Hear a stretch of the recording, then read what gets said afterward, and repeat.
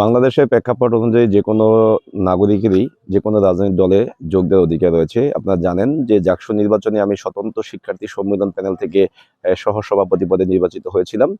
নির্বাচিত হওয়ার পরপরই অনেকেই আমাকে জিজ্ঞেস করেছেন যে পরবর্তীতে জাতীয় রাজনীতিতে আমি যাব কিনা। তো জাতীয় রাজনীতিতে যাওয়ার ক্ষেত্রে আমি বিশেষ কিছু বলেছিলাম যে যেই দলগুলো এই বিশেষ শর্তগুলো মেনে চলবে তাদের সাথে আমি রাজনীতি করতে ভবিষ্যতে আগ্রহী হব। তখন আমি সেই যে বিষয়টি উল্লেখ করেছিলাম সেগুলো হলো যে যারা 1952 সালের ভাষা আন্দোলনের চেতনাকে ধারণ করবে, যারা 1971 সালের মহান যে মুক্তিযুদ্ধের চেতনা সেটাকে লালন করবে, এবং একই সাথে আমাদের যে 24-এর গণঅভ্যুত্থান ঘটেছে এই গণঅভ্যুত্থান চেতনাকে যারা ধারণ করে এগিয়ে যাবে তাদের সাথে আমি আগামীতে হয়তো রাজনীতিতে যাব।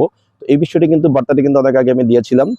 তো এখন আগামী 12ই ফেব্রুয়ারি আপনারা জানেন যে ঐতিহাসিক নির্বাচন অনুষ্ঠিত হবে। সেই নির্বাচনে একেবারে আগ মুহূর্তে এসে গত 6ই ফেব্রুয়ারি আমি বাংলাদেশ জাতীয়তাবাদী দলে জয়েন করেছি।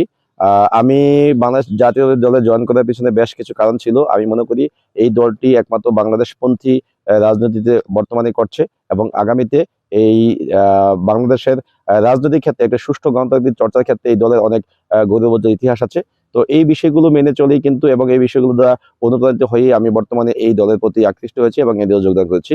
তবে শিক্ষার্থীরা যে উদ্দেশ্য নিয়ে যে লক্ষ্য নিয়ে আমাকে এখানে স্বতন্ত্র প্রার্থী হিসেবে ভিপি পদে নির্বাচিত করেছিল, আমি আমার শিক্ষার্থীদের কোনো হতাশ করব না।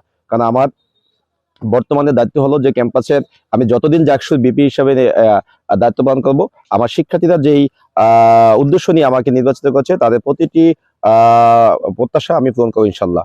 আমি এখানে আমার দলের চেয়ে আমি আমার শিক্ষার্থীদের চাওয়া পাওয়াকে গুরুত্ব দিয়ে কাজ করব। আমি যতদিন দায়িত্বে আছি, পরবর্তী সময়ে আমি যদি জাতীয় রাজনীতিতে যেহেতু চলে গেছি, সেখানে আমি আমার দলের জন্য কাজ করব, এবং একটি সুষ্ঠু গণতান্ত্রিক চর্চার জন্য আমি সবসময় আমার লড়াই সংগ্রাম অব্যাহত রাখবো। আমি চেষ্টা করব সবসময় এই দলের আদর্শ মেনে চলে সততা এবং নিষ্ঠার সাথে কাজ করার, এবং দলও যদি কখনোই যে বিতর্কিত কোনো কিছু করে সেটার জন্য যাতে সমালোচনামূলক কোনো কিছু বলা, সেটা কিন্তু আমি অব্যাহত থাকবে ইনশাল্লাহ।